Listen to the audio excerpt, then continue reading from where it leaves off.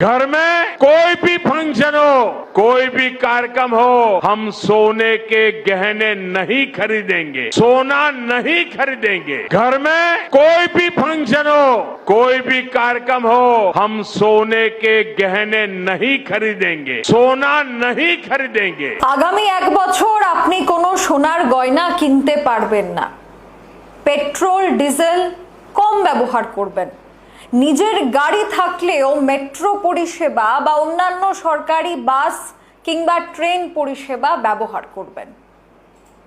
Work from home করবেন, এমনটাই জানিয়েছেন দেশের প্রধানমন্ত্রী নরেন্দ্র মোদী।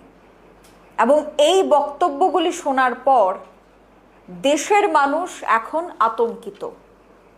যে সরকার ভারতবর্ষকে চতুর্থ ইকোনমি বা গোটা ভারতবর্ষে বিজেপি সরকার আসার পরই উন্নয়ন হয়েছে বা অর্থনীতির দিক থেকে ভারত মুখ তুলে তাকিয়েছে যারা দাবি করছে, তাদের পক্ষ থেকে এখন বলা হচ্ছে যে আগামী এক বছর আপনি যাতে কোনো সোনার গয়না না কেনেন। প্রধানমন্ত্রী নরেন্দ্র মোদী নিজে দাবি করছেন। তিনি আরও বলছেন যে পেট্রোল ডিজেল বা অন্যান্য গ্যাস কম ব্যবহার করতে হবে। নিজের গাড়ি থাকলেও আপনি সেটা ব্যবহার করবেন না, আপনি মেট্রো কিংবা ট্রেন কিংবা বাস পরিষেবা নেবেন।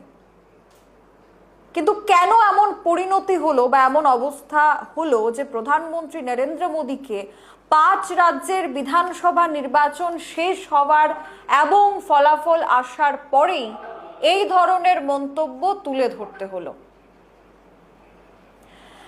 এবার আমরা চলে যাই আজ থেকে ঠিক 2 মাস আগে। প্রধানমন্ত্রী নরেন্দ্র মোদী 10ই মে হায়দ্রাবাদে একটি অনুষ্ঠানের শিলান্যাস করতে গিয়ে সেখানে বক্তব্য রাখেন এবং তার মধ্যে বেশিরভাগ বক্তব্য এমন উঠে এসেছিল যা দাবি করছে যে একটা বড় সংকটের মুখে রয়েছে ভারতবর্ষ। কিন্তু ঠিক তার থেকে 3 মাস আগে, মার্চ মাসের 9 তারিখ, বিরোধী দলনেতা রাহুল গান্ধী দাবি করেছিলেন যে স্টক মার্কেট বা শেয়ার মার্কেটে একটা বড় সড়ো ক্ষতি হওয়ার পর বিদেশি মুদ্রা একেবারে লাফিয়ে বাড়ছে, ভারতীয় অর্থনীতি দুর্বল হচ্ছে, পেট্রোল ডিজেলের সংকট দেখা দিচ্ছে, পেট্রোল ডিজেলের দাম এত হারে বৃদ্ধি পেয়েছে এবং সেই পরিস্থিতিতে যদি দেশের সরকার কোনো প্রিকশন না নেয়, আগে থেকে যদি প্রিকশন না নেয়, তাহলে বড় সড়ো ক্ষতি হতে যাচ্ছে ভারতবর্ষের।